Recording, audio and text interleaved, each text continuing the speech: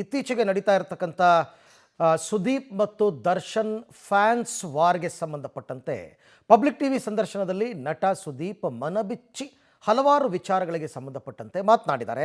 Public TV ಸಂದರ್ಶನದಲ್ಲಿ ಸುದೀಪ್ ಅವರ exclusive ಮಾತು. ದರ್ಶನ್ ಬಗ್ಗೆ ಮನಬಿಚ್ಚಿ ಮಾತನಾಡಿದ್ದಾರೆ ಕಿಚ್ಚ ಸುದೀಪ್.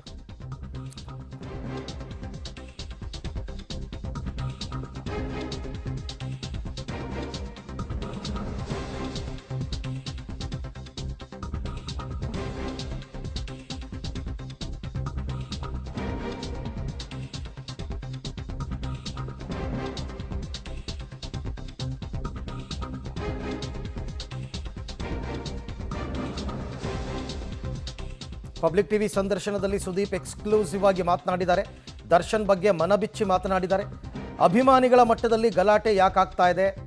ದರ್ಶನ್ ನನ್ನ ಬಗ್ಗೆ, ನಾನು ದರ್ಶನ್ ಬಗ್ಗೆ ಇವತ್ತಿನ ತನಕ ಮಾತಾಡಿಲ್ಲ, ಯಾವ ವಿಡಿಯೋನೂ ಇಲ್ಲ.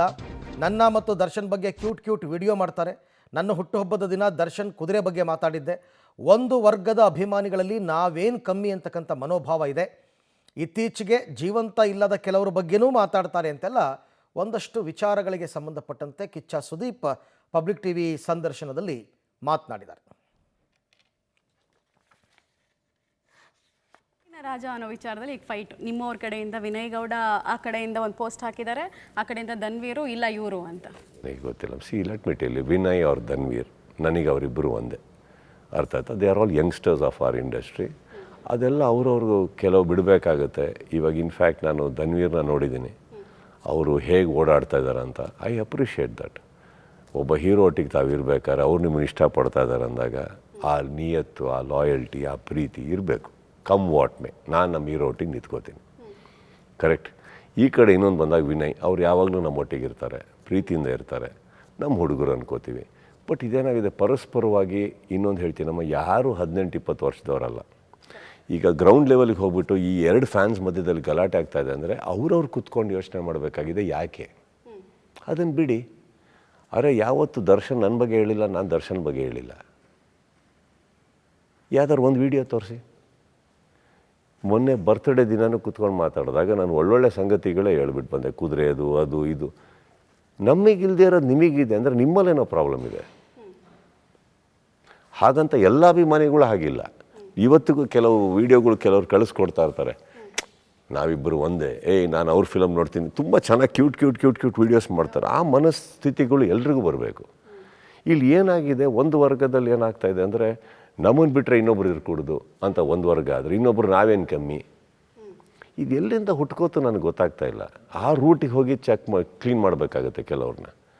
ಅರ್ಥ ಆಯ್ತಾ? ಇನ್ನು ಕೆಲವರು ಹೀರೋಗಳೇ ಅವರು ಇವತ್ತಿಗೆ ಜೀವಂತ ಇಲ್ಲ ಅಂದ ತಕ್ಷಣ ಅವ್ರ ಬಗ್ಗೆ ಮಾತಾಡೋದು ತಪ್ಪಾಗತ್ತೆ. ಸೊ ಅಲ್ಲಿ ಹೋಗಿ ಕೇಳಬೇಕಾಗೈತೆ, ಇದೇನಿದು? ಈಗ ಆ ಹೀರೋದು ಫ್ಯಾನ್ಸ್ ಅಲ್ವಾ? ಹಾಗೆ ನೋಡೋಕೆ ಹೋಗಿದರೆ ಇವತ್ತಿಗೆ ಎಲ್ಲ ದಿಗ್ಗಜರು ಅಲ್ಲೇ ಸೇರ್ಕೊಂಡಿರೋದು. ಎಲ್ಲರೂ ಯಾರೂ ಇಲ್ಲ ನಮ್ಮ ಮಧ್ಯೆ. ಅರ್ಥ ಆಯ್ತಾ? ನನ್ನ ತಾಯಿಯೂ ಇಲ್ಲ. ಇವತ್ತು ಯಾರ ಬಗ್ಗೆ ಮಾತಾಡ್ತಾ ಇದ್ದೀವಿ? That is what I am trying to say. ಇವತ್ತು ನಾನು ಆ ವೇದಿಕೆ ಮೇಲೆ ಮಾತಾಡ್ಬೇಕಾದ್ರೆ ಇಷ್ಟು ಕಾರಣ ಇದೆ ರೀ, ಇಷ್ಟು ಡೀಪ್ ಮೀನಿಂಗ್ ಇಟ್ಕೊಂಡು ಮಾತಾಡಿದ್ದೀನಿ ನಾನು. ಇನ್ನು ಹುಬ್ಬಳ್ಳಿಯಲ್ಲಿ ಮಾರ್ಕ್ ಸಿನಿಮಾದ ಇವೆಂಟ್ನಲ್ಲಿ ಸುದೀಪ್ ಆಡಿದಂತಹ ಕೆಲವು ಮಾತುಗಳಿಗೆ ದರ್ಶನ್ ಪತ್ನಿ ವಿಜಯಲಕ್ಷ್ಮಿಯವರು ಕೂಡ ರಿಯಾಕ್ಟ್ ಮಾಡಿದರು. ಆ ವಿಚಾರವನ್ನು ಮತ್ತೆ ನೆನಪಿಸಿದಾಗ ಸುದೀಪ್ ಅದರ ಬಗ್ಗೆ ಕೂಡ ಮಾತಾಡಿದ್ದಾರೆ. ವಿಜಯಲಕ್ಷ್ಮಿ ಹೇಳಿಕೆಗೆ ನಟ ಸುದೀಪ್ ಕೊಟ್ಟಿರ್ತಕ್ಕಂಥ ಕೌಂಟರ್, ನನ್ನ ಪೈರಸಿ ಹೇಳಿಕೆಗೆ ಯಾರೂ ರಿಯಾಕ್ಟ್ ಮಾಡಿಲ್ಲ, ರಿಯಾಕ್ಟ್ ಮಾಡಿದವರನ್ನೇ ನೀವು ಹೋಗಿ ಕೇಳಬೇಕು ಯಾರ ಬಗ್ಗೆ, ಅವ್ರು ಯಾಕೆ ನಮಗೆ ಅಂತ ಅಂದ್ಕೊಂಡ್ರು ನಂಗೆ ಅರ್ಥ ಆಗ್ತಿಲ್ಲ. ನಾನು ಅವ್ರ ಬಗ್ಗೆ ಮಾತಾಡೇ ಇಲ್ಲ. ಪ್ರತಿಯೊಬ್ಬ ನಟರಿಗೂ ನನ್ನ ಬಗ್ಗೆ ಚೆನ್ನಾಗಿ ಗೊತ್ತಿದೆ, ನಾನೇನು ಅಂತ ಗೊತ್ತಿದೆ. ದರ್ಶನ್ ಕಾರಣಾಂತರಗಳಿಂದ ಒಳಗಿರಬಹುದು, ದರ್ಶನ್ ಹೊರಗಡೆ ಇದ್ದಾಗ ಈ ಥರ ಯಾವತ್ತೂ ನಡೆದಿರಲಿಲ್ಲ. ಈ ಯುದ್ಧ ಯಾರದ್ದು ಅವರೇ ಸರಿಪಡಿಸ್ಕೊಳ್ಬೇಕು. ನಾನು ಹೇಳಿದ್ದೆಲ್ಲೋ, ಗಂಟೆ ಹೊಡೆದದ್ದೆಲ್ಲೋ, ಆದರೆ ಅವರು ಯಾಕೆ ರಿಯಾಕ್ಟ್ ಮಾಡಿದ್ರು? ಅವರು ನನ್ನ ಹೆಸರು ಹೇಳಿದಿದ್ರೆ ನಾನು ಉತ್ತರ ಕೊಡ್ತಾ ಇದ್ದೆ, ಅವ್ರು ನನ್ನ ಹೆಸರೇ ತಗೊಂಡಿಲ್ಲ ಅಂದಮೇಲೆ ನಾನು ಯಾಕೆ ಉತ್ತರ ಕೊಡಬೇಕು ಅಂತೆಲ್ಲ ಮಾತಾಡ್ತಾರೆ.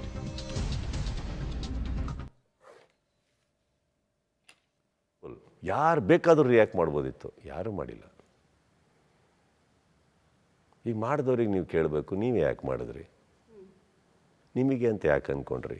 ಪೈರಸಿ ಅಂತ ಒಂದು ವರ್ಡ್ ಅಂತ ನೀವು ಹೇಳ್ಬೋದಿತ್ತು ಅಂದರೆ ಕರೆಕ್ಟ್. ಇನ್ನೊಂದು 5 ಜನ ಹೀರೋಗಳದ್ದಾಗಿದ್ದರೆ ಅದು ಕರೆಕ್ಟು. ಯಾರೂ ರಿಯಾಕ್ಟ್ ಮಾಡಿಲ್ಲಮ್ಮ. ಯಾಕಂದರೆ ಪ್ರತಿಯೊಬ್ಬರಿಗೂ ಒಬ್ಬರ ಬಗ್ಗೆ ಒಬ್ಬರು ಚೆನ್ನಾಗಿ ಗೊತ್ತಿದೆ. ಉಪೇಂದ್ರ ಸರ್ ಆಗಲಿ, ಶಿವಣ್ಣ ಆಗಲಿ, ಇನ್ನೊಬ್ಬರಾಗಲಿ, ಧ್ರುವ್ ಆಗಲಿ, ಯಶ್ ಆಗಲಿ, ದುನಿಯಾ ವಿಜಯ್, ಪ್ರತಿಯೊಬ್ಬರೂ ನಾವು ಒಬ್ರಿಗೊಬ್ಬರ ಬಗ್ಗೆ ಎಲ್ಲರೂ ಚೆನ್ನಾಗಿ ಗೊತ್ತಿದೆ. ನಾವು ಯಾರೂ ಒಬ್ರಿಗೊಬ್ರಿಗೆ ಆಗಿಲ್ಲ. ಇಲ್ಲಿ ಒಳಗಡೆ ಇರೋ ಹೀರೋ ಕೂಡ ನಾನು ಹೇಳ್ತಾ ಇದ್ದೀನಿ, ಇವತ್ತು ಯಾವುದೋ ಕಾರಣಾಂತರಗಳಿಗೆ ಒಳಗಡೆ ಇರ್ಬೋದು, ಅವರು ಹೊರಗಡೆ ಇರ್ಬೇಕಾದ್ರೆ ಆ ಥರ ಇದ್ದಿದ್ದಿಲ್ಲ. ನಡೀತಾ ಇರೋದು ಎಲ್ಲಿ ಹಂಗಾರೆ? ಈ ಯುದ್ಧ ಯಾರ್ದು? ಅವ್ರು ಸರಿಪಡಿಸ್ಕೋಬೇಕು. ಅದು ನನಗೆ ಸಂಬಂಧನೇ ಇಲ್ಲ. ನಾನು ಹೇಳಿದ್ದು ಎಲ್ಲೋ, ಗಂಟೆ ಹೊಡೆದಿದ್ದು ಎಲ್ಲೋ, ಕರೆಕ್ಟ್. ನೀವು ಅಲ್ಲೋ ಕೇಳಬೇಕು, ನೀವು ಯಾಕೆ ರಿಯಾಕ್ಟ್ ಮಾಡಿದ್ರಿ ಅಂತ. ಆಮೇಲೆ ನನಗೇನೋ ಕೇಳಿಬಿಟ್ರಿ, ಅಲ್ಲೂ ಕೇಳಿ ಅಷ್ಟೇ. ಅಲ್ಲಿ ನಮ್ಮ ಹೆಸರು ಬರಲಿ, ನಾನು ಅವಾಗ ಉತ್ತರ ಕೊಡ್ತೀನಿ. ನಾನು ರಾಜೇಗೌಡರು, ನಾಲ್ಪಾಡು 3 ಜನ ನಿಂತಿದ್ವಿ ವೇದಿಕೆ ಮೇಲೆ, 3 ಜನನೂ ಉತ್ತರ ಕೊಡ್ತೀವಿ. ಏನು ಪ್ರಾಬ್ಲಮ್ ಏನಿಲ್ಲ. ನಮ್ಮ ಉದ್ದೇಶ ಯಾರಿಗೆ ಹೇಳಬೇಕಿತ್ತೋ ಹೇಳಿದ್ವಿ, ಅಷ್ಟೇ, ಮುಗೀತು.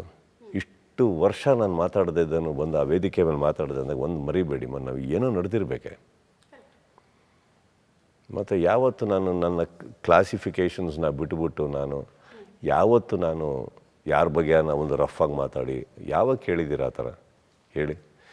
ಏನಾದರೂ ಬಿಟ್ಟಾಕ ಮುಂದೆ ಹೋಗೋಣ ಅಂತ ಇರ್ತೀನಿ ನಾನು. ಯಾವತ್ತು I have never spoken, but certain times, not every time can you really take it. No, you tell me. ನನ್ನ ಸ್ಯಾಚುರೇಷನ್ ಪಾಯಿಂಟು ಅಲ್ಲ ಅದು. That is a point where I wanted to tell that person who is trying to do something. ಇನ್ನು ಇದೇ ಸಂದರ್ಶನದಲ್ಲಿ ವಿರೋಧಿಗಳ ಬಗ್ಗೆನೂ ಕೂಡ ಸುದೀಪ್ ಅವರು ಬಿಚ್ಚು ಮಾತುಗಳನ್ನು ಆಡಿದ್ದಾರೆ. ವಿರೋಧಿಗಳು ಅಂತ ಅನಿಸ್ಕೊಂಡವ್ರು ಯಾರು, ಏಕೆ? ನೋಡಿ, ಕಣ್ಣಿಗೆ ಕಾಣದ ಮುಖಗಳಿವೆ ಅಂತ ಹೇಳ್ತಾರೆ. ನಮ್ಮ ಕಣ್ಣಿಗೆ ಬೀಳ್ತಾ ಇಲ್ಲ ಅಂಥ ಮುಖಗಳೆಲ್ಲ ಇದೆ. ನಮ್ಮ ವಿರೋಧಿ ನಮಗೆ ಗೊತ್ತೇ ಆಗಲ್ಲ ಯಾರು ಅಂತ. ಅದಕ್ಕೆ ನಾನು ವಾರ್ ಅಂತ ಹೇಳ್ತೀನಿ, ಯುದ್ಧ ಅನ್ನೋ ಪದ ಬಳಕೆ ಮಾಡ್ತೀನಿ. ಕಣ್ಣಿಗೆ ಕಾಣದ ಕೆಲ ಮುಖಗಳು ಬಚಾವಾಗ್ತಾ ಇವೆ. ನನ್ನ ಪ್ರಯತ್ನ ಕಾಣದ ಮುಖಗಳನ್ನು ಹಿಡಿಯೋದು. ನಾನು ಯಾರಿಗೂ ಉತ್ತರಿಸುವ ಅವಶ್ಯಕತೆ ಇಲ್ಲ. ಯಾಕೆಂದರೆ ನಾನು ಯಾರ ಹೆಸರನ್ನೂ ಕೂಡ ತಗೊಂಡಿಲ್ಲ. ಕಣ್ಣಿಗೆ ಕಾಣದ ಕೆಲವು ಮುಖಗಳನ್ನ ನಾನು ಹಿಡಿಬೇಕಾಗಿದೆ. ಹಾಗಾಗಿ ನಾನು ಅಂಥ ಮಾತುಗಳನ್ನು ಆಡದೆ ಅಂತ ವಿರೋಧಿಗಳ ಬಗ್ಗೆ ಸುದೀಪ್ ಆಡಿರುವ ಮಾತು. ನಿಮ್ಮಿಬ್ಬರ ಫ್ರೆಂಡ್ಶಿಪ್ಪಲ್ಲಿ ಉಭಯವಾಸಿಗಳು ಬೆಳೆ ಬಯಸ್ಕೊಳ್ತಿದ್ದಾರೆ ಅಂತ ಅನ್ಸುತ್ತೆ. ಉಭಯವಾಸಿಗಳು ಅಂದರೆ ಈ ಕಡೆನೂ ಇರ್ತಾರೆ, ಆ ಕಡೆನೂ ಇರ್ತಾರೆ, ಜೈ ಅಂತಾರೆ ಇಬ್ಬರು, ಎರಡೂ ಕಡೆ. Let me tell you something very honestly. ಇದೆಲ್ಲ ಕಣ್ಣಿಗೆ ಕಾಣದ ಮುಖಗಳು. ವಾರ್ ಅಂತ ಏನಕ್ಕೆ ಅಂತ ಹೇಳಿದೆ ಅವತ್ತು, ಒಂದು ಯುದ್ಧ ಅಂತ ಏನು ಹೇಳ್ತದೆ, ವಾರ್ ಅಂತ ಏನಕ್ಕೆ ಹೇಳ್ತೀವಿ ಅಂದ್ರಮ್ಮ, ಬ್ಯಾಟ್ಲ್ ಅಂತ ಬಂದರೆ ನಮ್ಮ ಎದುರಾಳಿ ಯಾರು ಅಂತ ಗೊತ್ತಾಗುತ್ತೆ. ಅದು ನಿಂತಿರೋದು ಸೈನ್ಯ, ನಮ್ಮದೊಂದು ಸೈನ್ಯ. ಶಂಕು ಊದಿದ ತಕ್ಷಣ ಬ್ಯಾಟಲ್ ಸ್ಟಾರ್ಟ್ ಆಗುತ್ತೆ. ಅವ್ರದ್ದೊಂದು ಸ್ಟ್ರಾಟಜಿ, ನಮ್ಮದೊಂದು ಸ್ಟ್ರಾಟಜಿ. ಸನ್ಸೆಟ್ ಆಗ್ತಿದ್ದಂಗೆ ಬ್ಯಾಟ್ಲ್ ಓವರ್, ನೀವು ನಿಮ್ಮ ಟೆಂಟು ನನ್ನ ಟೆಂಟು, ನಾಳೆ ಸೂರ್ಯೋದಯ ಆಗಿ ಇನ್ನೂ ಬ್ಯಾಟ್ಲ್ ಅನ್ನೋದು ಮುಂದುವರೆದ್ರೆ ವಾಪಸ್ ಬರ್ತೀವಿ. ಅದಕ್ಕೆ ಹೇಳೋದು battle of Panipat, battle of this ಅಂತ.